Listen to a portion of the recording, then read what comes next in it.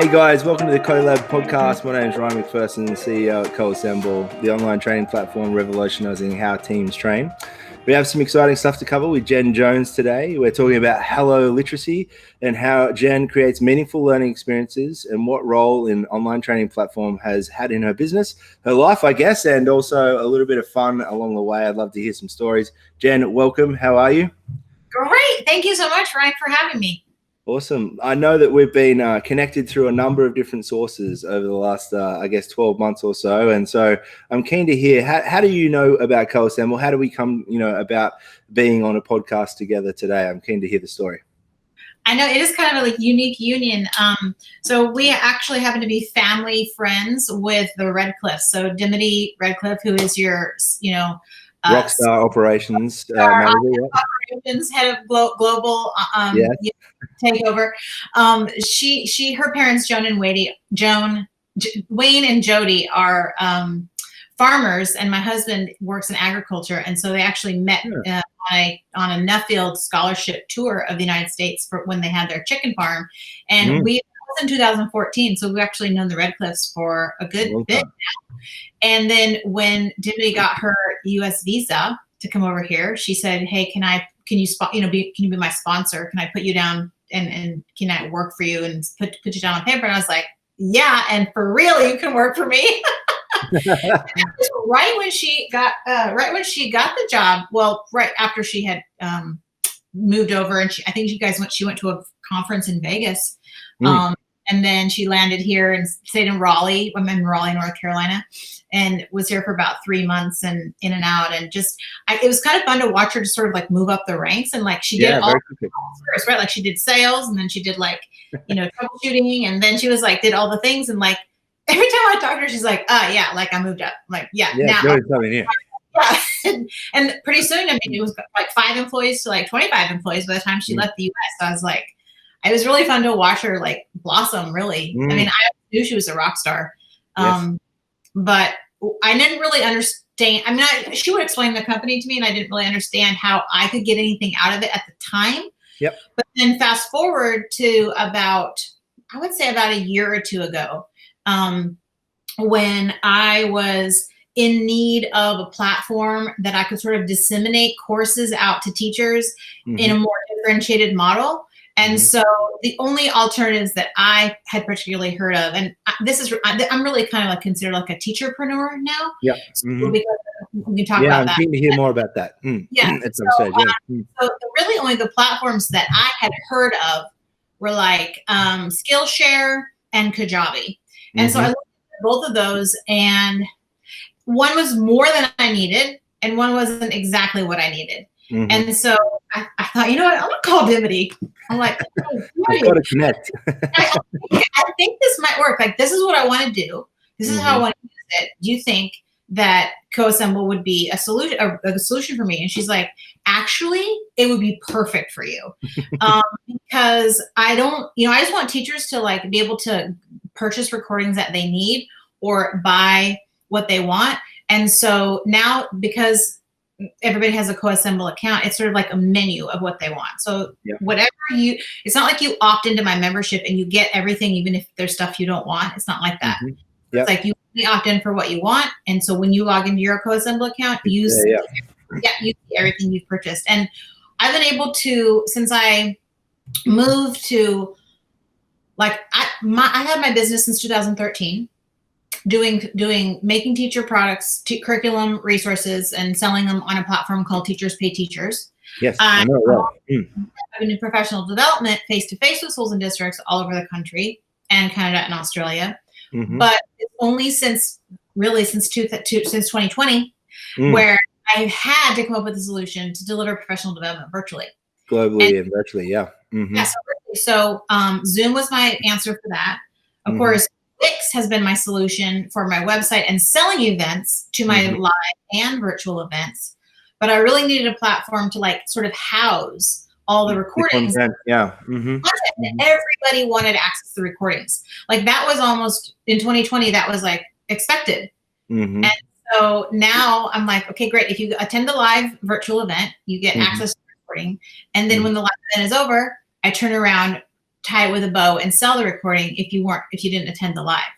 Yep. And they can kind of access it in their own time, and they've got that resource to be able to go back to at any time. So tell us about a bit about your background. I know that you said that you've been consulting and selling, and you're now what you call a teacherpreneur, and that's kind of, I guess, a new thing that's come about. I know that I was a teacher for 6 years, and building resources for the school and building resources essentially for other teachers. But now this global stage where if you really do have something insightful and you've got knowledge that you can impart to other educators that can help them do their job day in, day out, you can really do that as a business scale now. So I'm keen to hear about, how did that come about? What was the thinking behind it? Was it an idea that just sprung to you one day? Was it something that you got involved with somehow? You mentioned teachers pay teachers, but what's the origin story, I guess, of Hello Literacy, and where did it all come from? Well, Hello Literacy started out of me when I was a teacher, and this might be my 25th year in education. So I've taught every single grade from kindergarten through first grade through 8th grade. In Australia, I think they say year 1, year 2, year 3. We say first grade, grade, 3rd grade. And so I've taught almost every single grade, except I haven't taught high school. Just growing as a professional in the classroom for basically, I would say 6 years. When I was teaching, we didn't have computers yet. So like I started teaching in 1994, they didn't have computers yet. And then in 2000, we started getting the big like dinosaurs, right? Like the big PC and everything. And then somewhere between 2000 and 2010, we started getting like iPads and laptops and all of that stuff. So just kind of rolled with it. So I think, like my evolution of adapting my instruction just went on that curve. And then in 2003, I would say I was an early adopter to creating a website. And that was when like Web 2.0 was a thing. Yeah, Web 2.0. Yeah, I love that. Yeah. Like, everybody's going to contribute to the internet now. You're not just a consumer. And it's been a very locked out process. So before that, building a website was an agency. It was a very expensive process, right? So, having a tool to be able to build it yourself, in your own home and do something and share that with the world was pretty exciting. I know I was kind of excited by that back in the early 2000s. It was 2003, and I started a Google site when Google Sites was like really the only, maybe like before like a wiki even, right? Yeah. Right. And so I started that, and it just that's really my first, like, it would be everybody's first like online presence. Put stuff out there, and I did it for no money. I did it for no other reason than to just share literacy goodness with the world, like for the greater good, for student interaction everywhere. And so from 2003, I added content, shared lesson plans, shared resources, forms, ideas, class parties, literature recommendations, like just everything, just like really just in a chronological order. Yeah, the things you thought could really make a difference out there to others. Yeah. And then in 2009, I started a blog, and all the followers sort of followed over to the blog, and I did the same thing. I continued to like build, content, just like building all that, like, reserve, just like tucking it away for like a rainy day. And then I started my Teachers Pay Teacher store when the site was rather new in 2011, I would say. And I'm one of the very first teachers that have been on that. I'm one of the very first ones. I've actually been, been on there like 9 years. I've hit the $1 million milestone once, sort of kind of up on it again. And that's just from selling resources on that website. And those resources are sold worldwide. Yeah. So as far as your impact is going very, very wide. Yeah. Yes. Whereas, some teachers think, oh, well, I'm just going to make an impact like with my Instagram account or with my Facebook account. You can't. You really can't. You need a platform like Etsy or teachers where a lot of people do it. Yes, yeah. So that was really good. So all my blog followers, transferred over to my TPT store, and I was reluctant at first to sell what I had been previously giving away for free, right? And I think that is something that even myself and seen with other teachers that I know in the space, and that transition can be a difficult one, even for myself going from a teacher to working in the commercial world, if that makes sense. And it's a transition, and definitely when you've come from, helping kids and then you're helping other teachers and you're giving that information as teacher, you're kind of destined to give away information for free. It's kind of what you do is educate. And so if you've got something, you want to give it to someone else. And so that transition is difficult. And I can definitely relate to that. And I feel like there is a stigma on education or educators that like there's the expectation that we are supposed to give it away for free. Yeah. Yes, definitely. And it's like, no. The rest of the world can definitely run a business, but educators, no. You guys are destined to pass on your knowledge for free forever. I think, I think it is one of those interesting ones. I think in the last couple of years, especially as, I think the flip in teacher communities that I've seen is that the teachers really value the resources. So they're happy to kind of, commit to $1 to that resource if it's going to help their educational, capabilities in the classroom. So I don't think the teachers are necessarily the ones that are really complaining. They're usually, very happy to get those resources if they're going to assist them, because, my experience as a teacher is, yes, there's holidays and all these things that get talked about, but you're extremely time poor because you're creating a lot of resources. And if you're doing it well, you're really doing that in a way that's contextually relevant. You're diving deep and really thinking about gamifying the experience. Like all of those techniques take a lot of time to produce quality resources. And I'm sure you know all about that. I'm keen to hear about it. But, I think teachers recognize that if you can get there a little bit quicker from someone else's experience and knowledge and well-researched work, then it's a nice thing to do. Well, and that's really what, like your original question was like, what's the teacherpreneur? Like, how did that come to be? And it really is coming to the realization that a teacherpreneur is a teacher who knows her content, who realizes that she has a passion and she has the skills and she has the knowledge to do what she loves and make money doing it. Yep. And that's really all it is. And then just like throw in social media and like throw in organic people that will share on your behalf for you.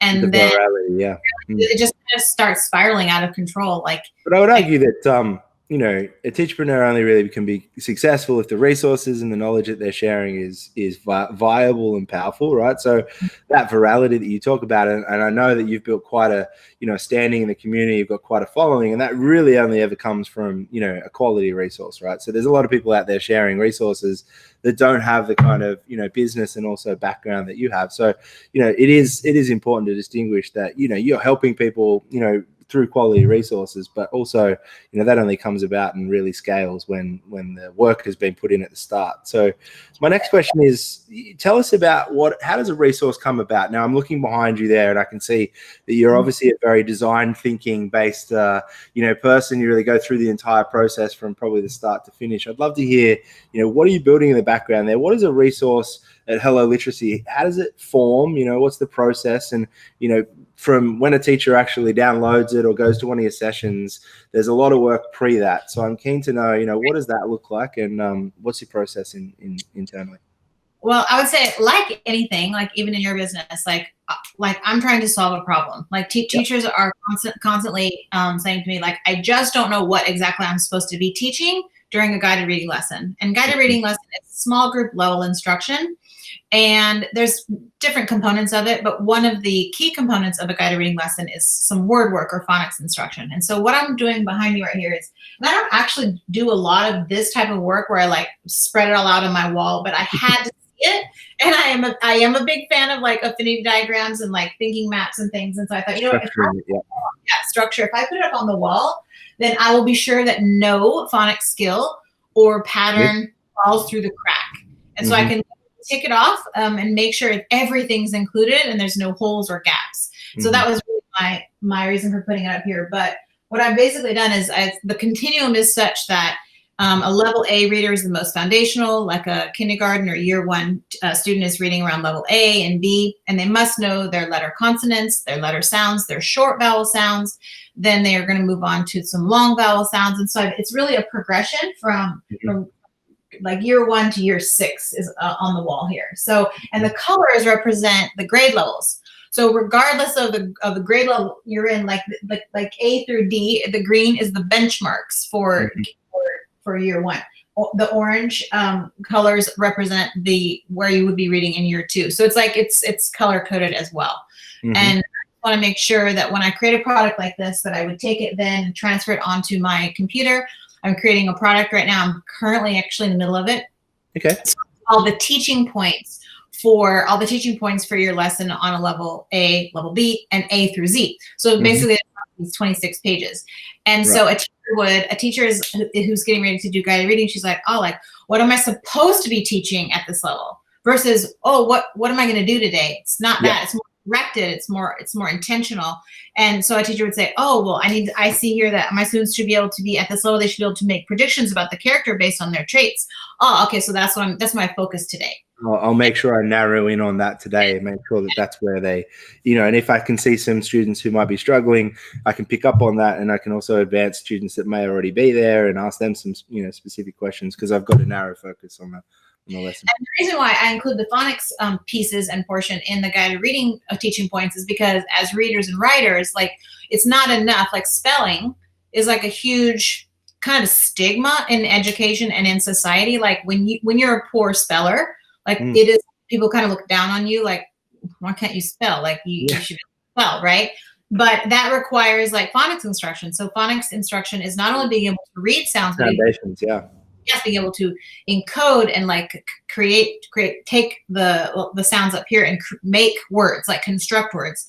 So like reading is looking at letters and being able to produce the sounds, but writing is being able to take the sounds and produce the letters.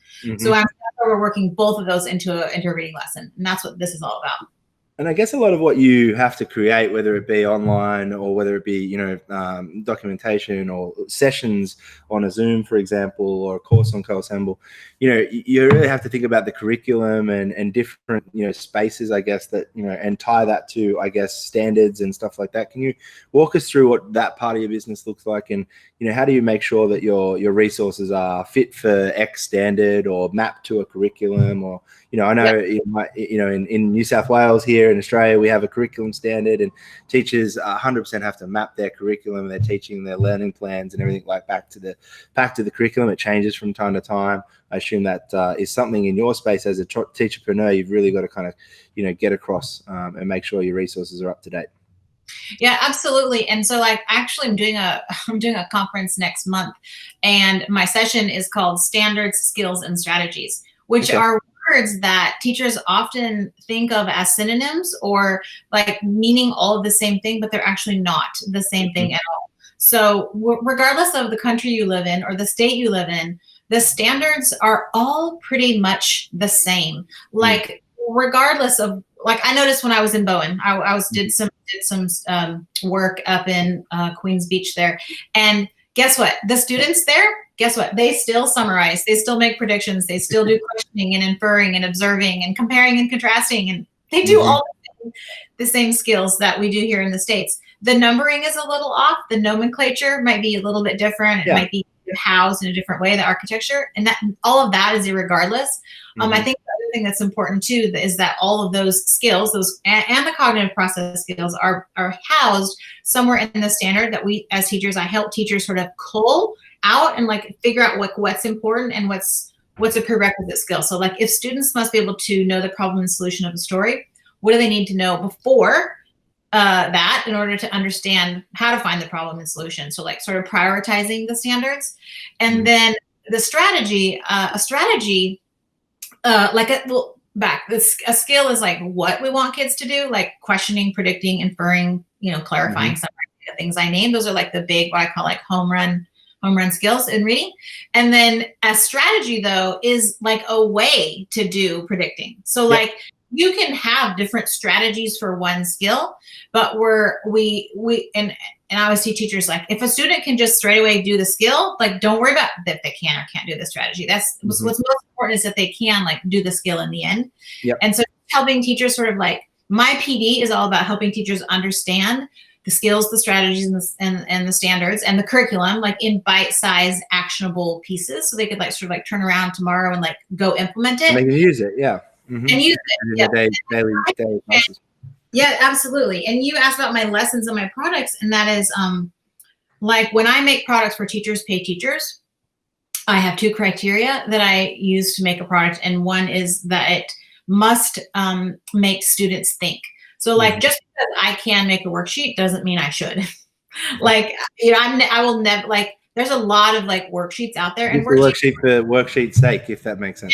yes, exactly. And so if it's not going to make kids think, like, I love that analogy, because even at Coassemble, I talk to thousands of businesses, and you can just say, "Oh, look, I've got this PDF, and I just want to throw it up for my staff because I already have it." And we question that and say, "Cool, but is it really going to make an impact in their day?" Because you're about to ask them to log into something and spend time on a piece of material that you don't even really value. So let's ask the question, do you really think that PDF is going to move the needle for this person? Because if not, you probably should be starting to think about what does, and then, come back and design something that's going to be impactful. Because, if you're putting out stuff, then generally, you see better results when it's impactful.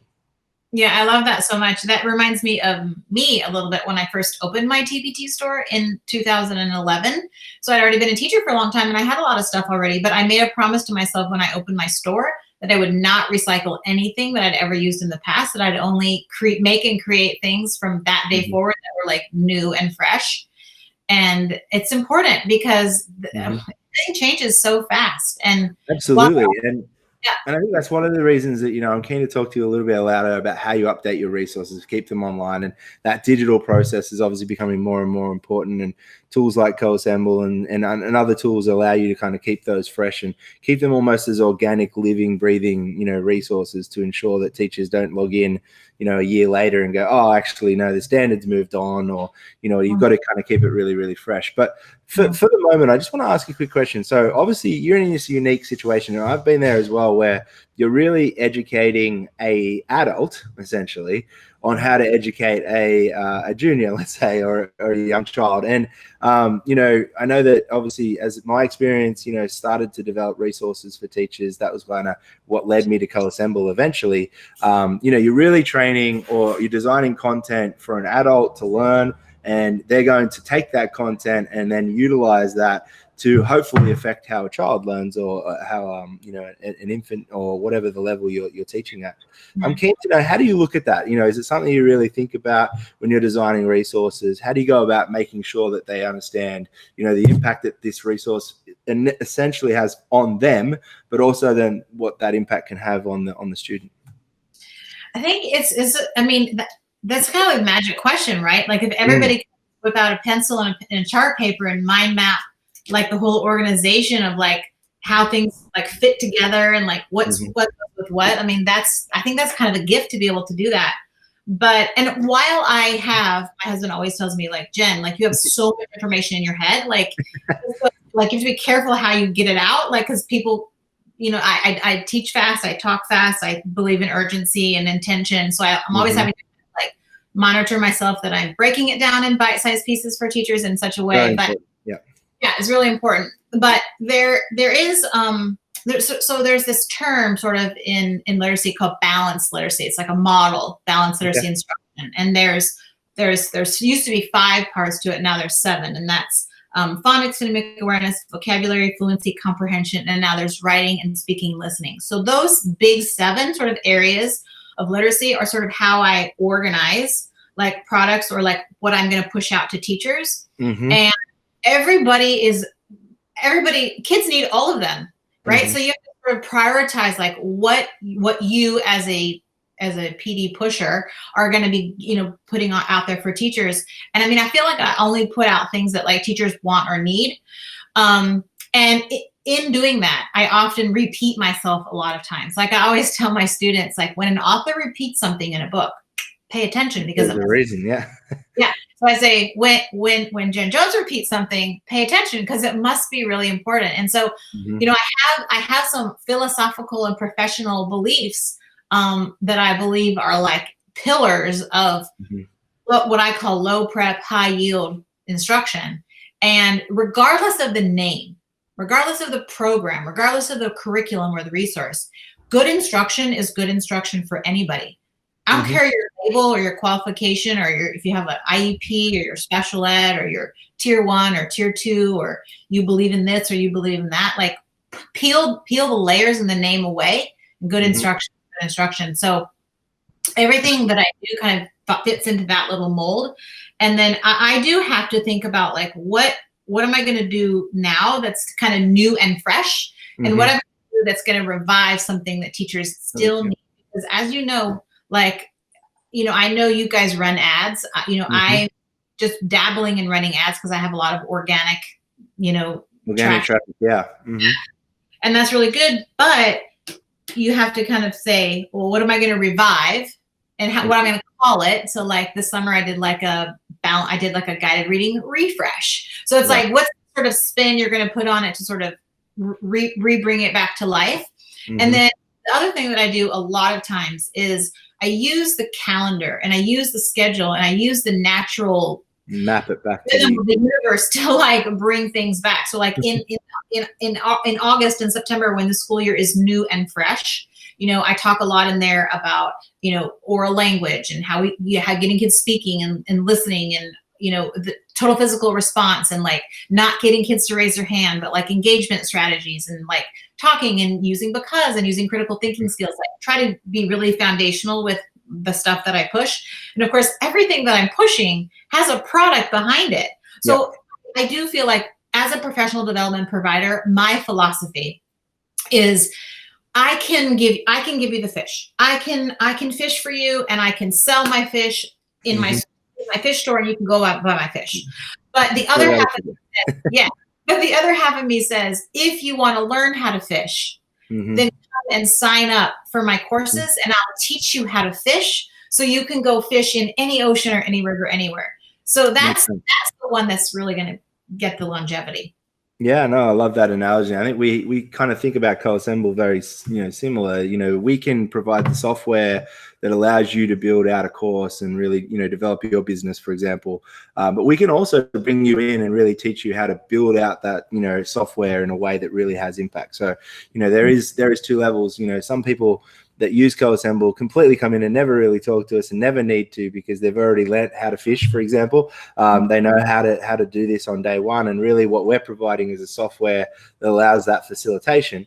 But sometimes we get someone that has never done it. And, I know that would have been a challenge. I'm going to ask a couple of questions around for yourself, never been in that type of platform. And sometimes that support and that request to get assistance to help you kind of, learn how to fish, for example, in our platform is something that I'm interested to know. So, 220, it obviously brings everyone to the digital floor. If you wanted to be here, if you didn't want to be here, you kind of got to be here, especially as a teacherpreneur, someone who essentially is making, their kind of living off the back of, educational resources. So Coassemble comes into your story, I guess, in 220, and I'm keen to know what were some of the challenges when you started to think about utilizing our tool to scale some of your resources, and what were some of the cool things? What did you find out that you didn't think about before coming on board, or what did you learn? So I'm just keen to know about that, that process of you coming on board with Coassemble.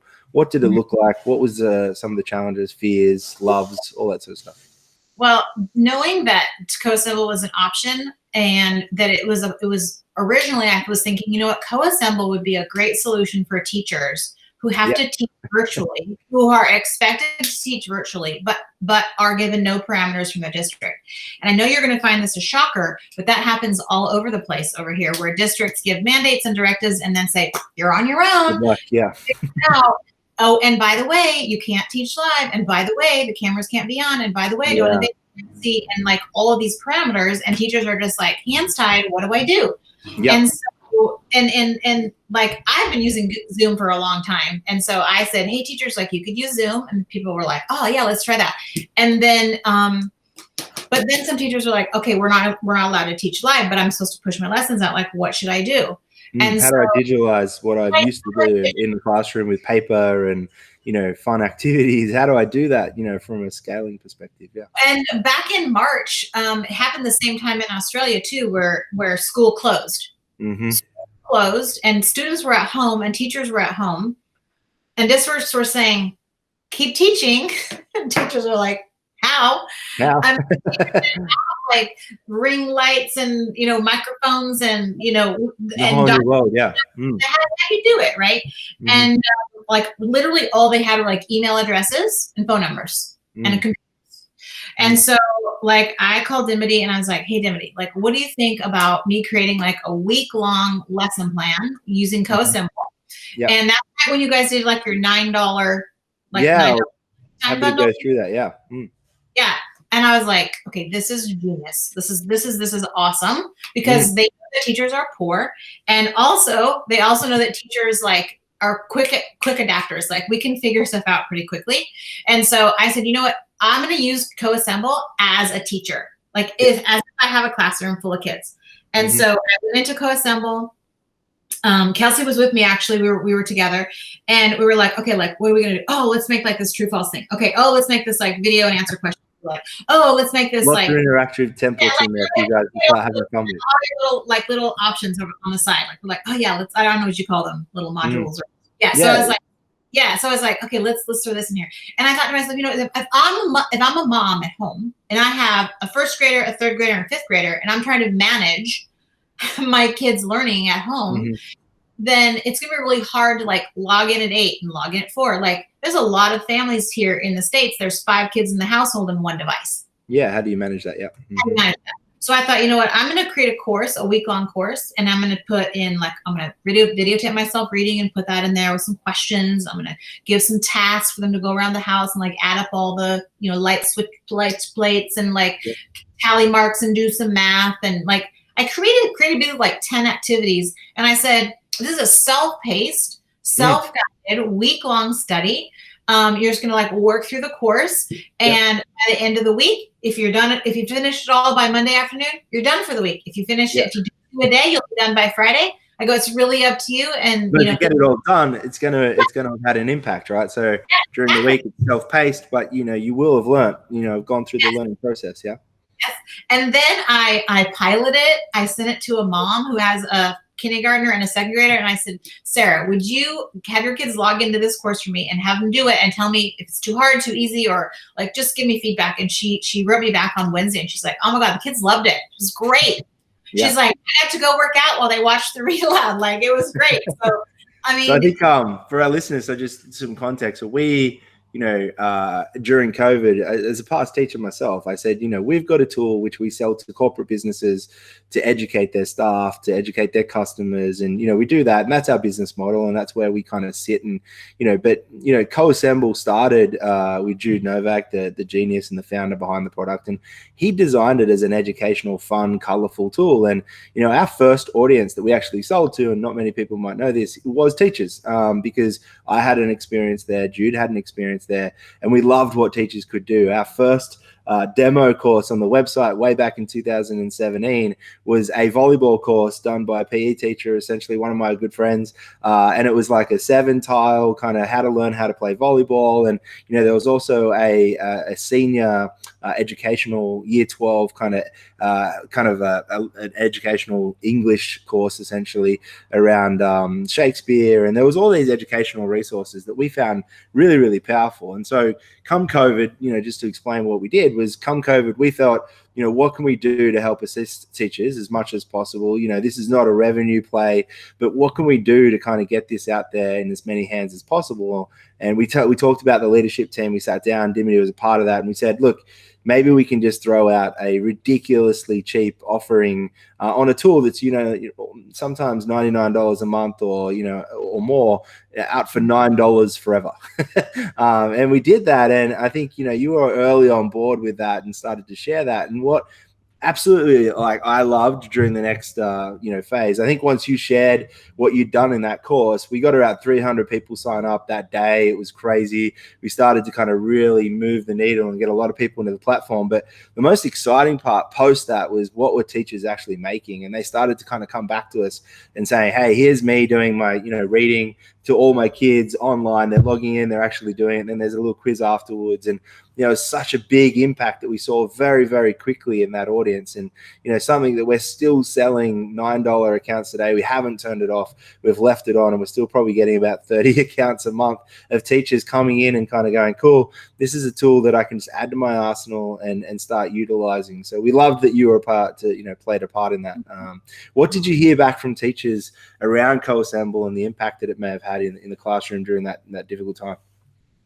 So many teachers, like, when they came back to me on Instagram or direct messages, they're like, "Oh my gosh, thank you so much for sharing Co-Sim with me. Like, it's been so great." And the teachers were like, "I feel like I could be creative. Like, I feel like I could still share lessons and resources with them in the style that I wanted, and like, and be creative and get it to them without like all the fuss of like, sometimes Google Classroom is just a big fuss, and like." And teachers still don't, it's still hard. Like, there's a lot of new stuff this year. Like teachers ask me all the time, things thrown at them. Yeah. There's all the pieces, and it's like, you have to know like the job of the platform, right? So it's like, well, like, people ask me all the time, can I use Jamboard with Schoolology? And I'm like, well, yeah, because Schoolology is just like how you're getting it to them. Like teachers understand like all the things that can mix together or be used together. And so teachers collectively are still trying to learn all the different, components of like virtual platforms and like what goes with what and stuff. And Coassemble is just really nice solution for teachers who have the latitude, flexibility, autonomy to like go either their district doesn't have Schoolology, Canvas, or Google Microsoft Teams or Google Classroom or anything like that. And so like it's just a great solution because teachers do want to be organized, and they do want a way to like nicely and succinctly get lessons and hopefully creatively as well, give them a little bit of creativity. One of the things I know internally that kind of I got in trouble for this $9 deal because from an engineering perspective and a server perspective, teachers went crazy, right? And they started creating at a much larger velocity than financially we probably were recovering from a $9 plan.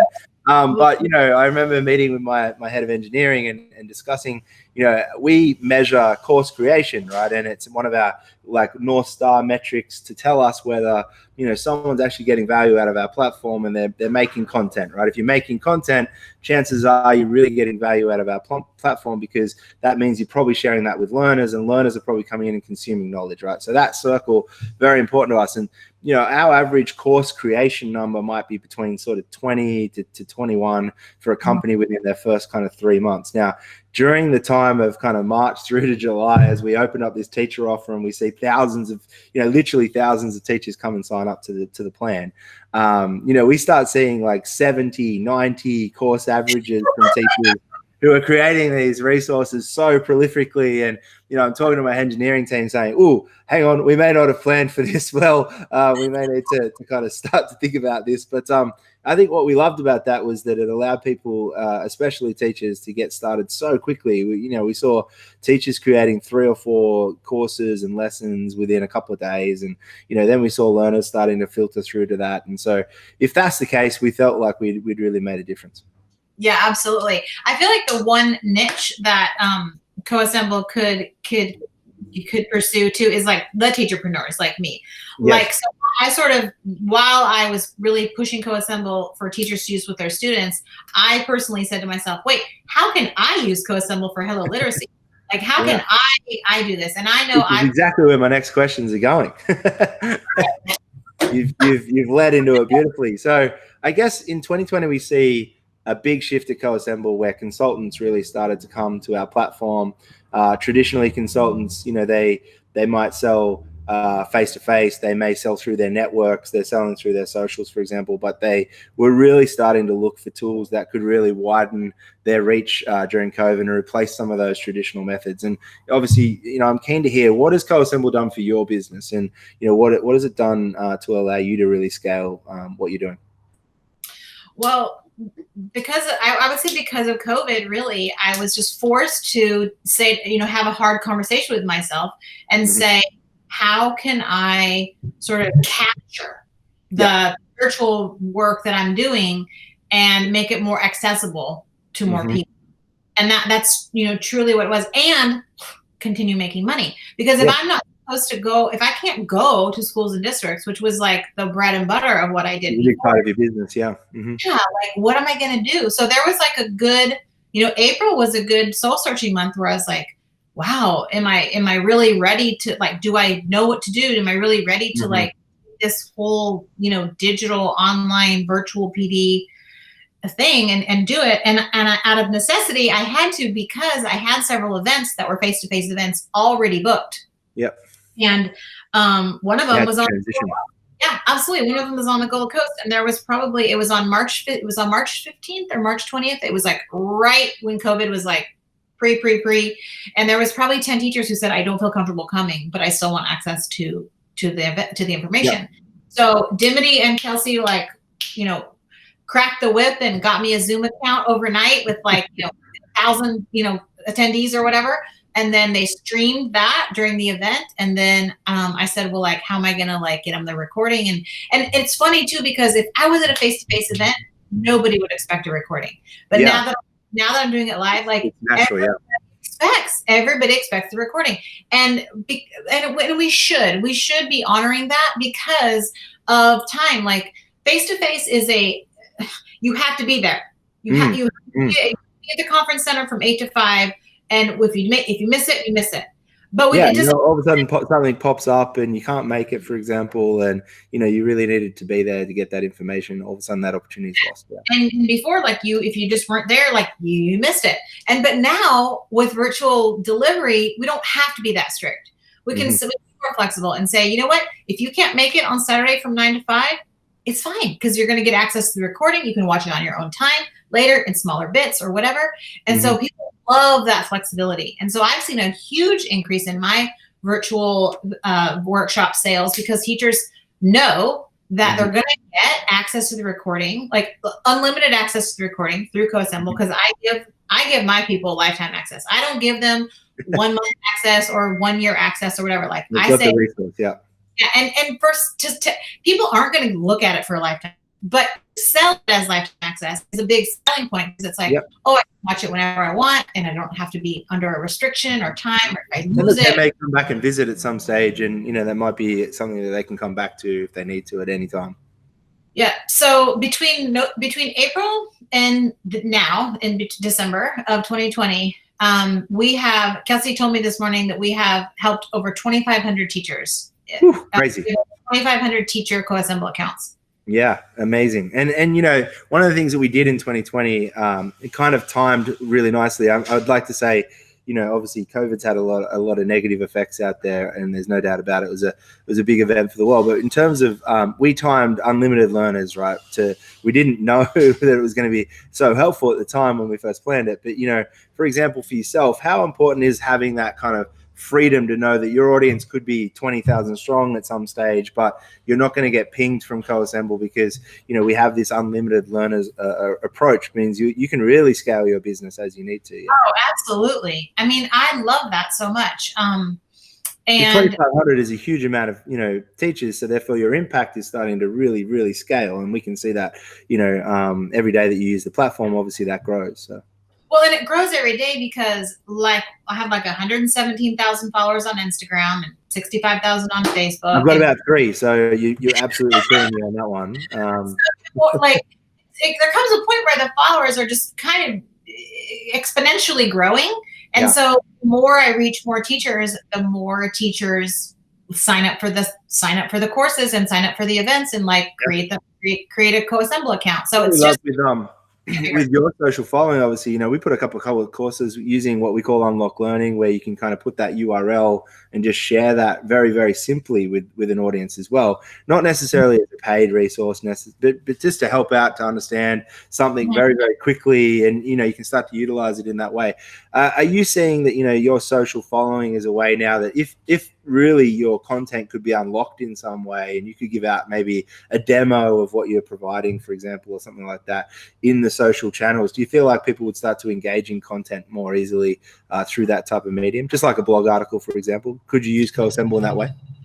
Probably. I just feel right now, because what I love about Coassemble is, like, for example, I just did a free PD the other night on like some grammar and poetry instruction, and it was just an hour Zoom, and then I uploaded it to my Vimeo channel instead of Coassemble, just for that ease of access instead of like creating an account and all that stuff.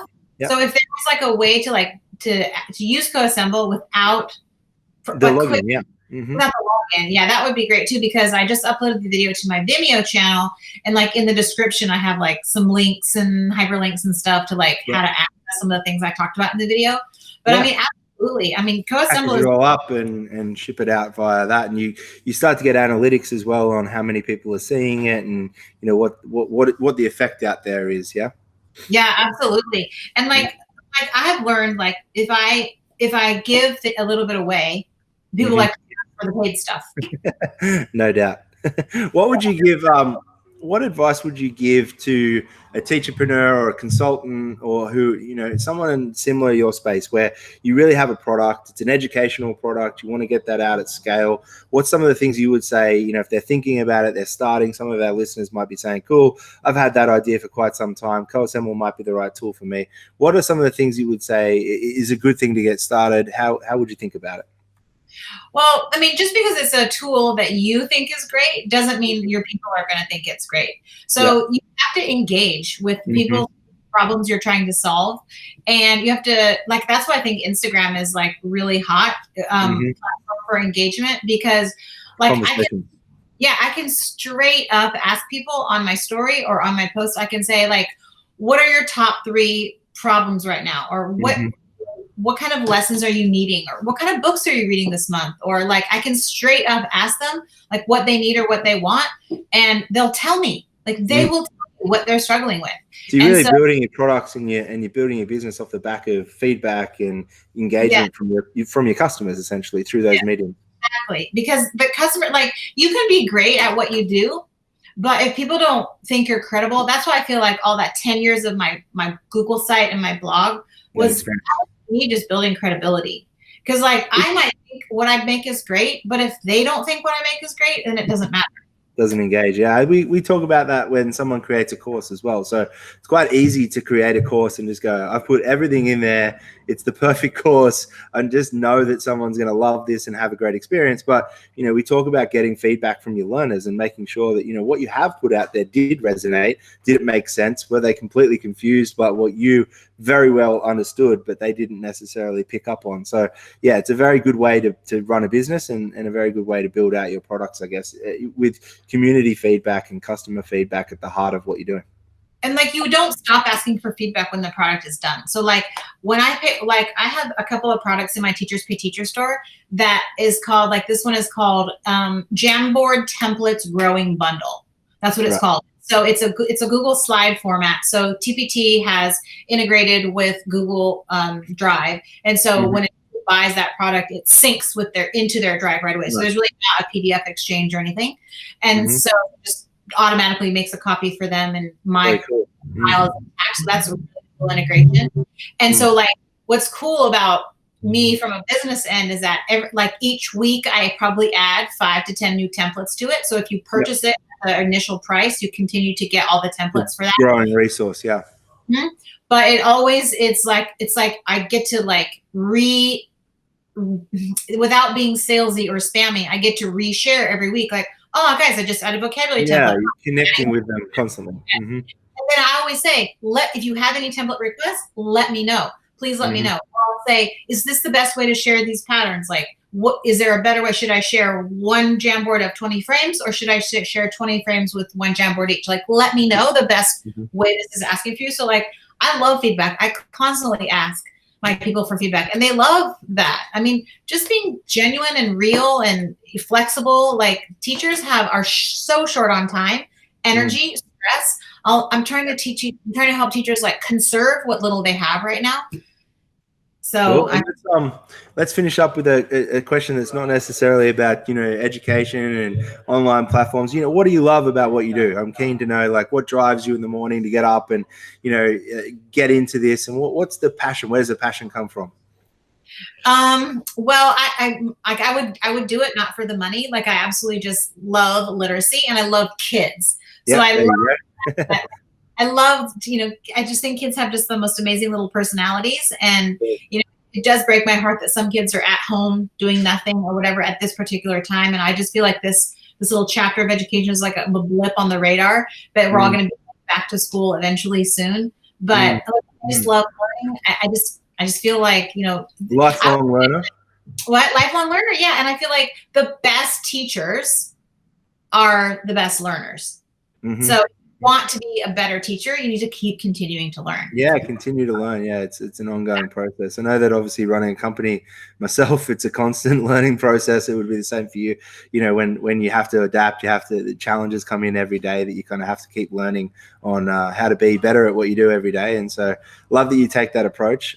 It's been awesome having you on the Co-Assemble podcast. Is there anything you want to say to our listeners before we leave it today? And then I'll kind of add some closing remarks, but it's been really fun having you on and learning a lot about how to become a teacherpreneur and really drive engagement in teachers' lives. And you've done an amazing job at that. And we're thankful for your connection to Co-Assemble. And I know that your connection to Dimity and some of our team has strengthened. So yeah, anything you want to leave us with? Last remark would be like, don't be afraid to like get in there and learn something new. Like we live in an age where we think, oh, I don't know the answer, I'm gonna ask somebody. Or I feel like like literally, like I get some of the same questions over and over and over and over.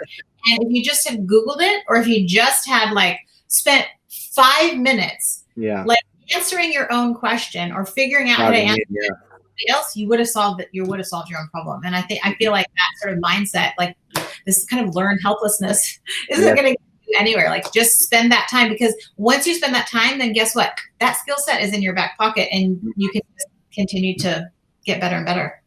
Nice. Well, we've been talking to Jen Jones from Hello Literacy. Jen, it's been amazing having you on the podcast. This is the CoLab podcast. If you want to check us out, there are links below to connect, and make sure you follow us on Spotify and Apple Podcasts. Jen, amazing having you on board. Have a great day, and I love the back wall there. Well done. Thank you. Thanks, Ryan, for having me. Talk soon. No worries.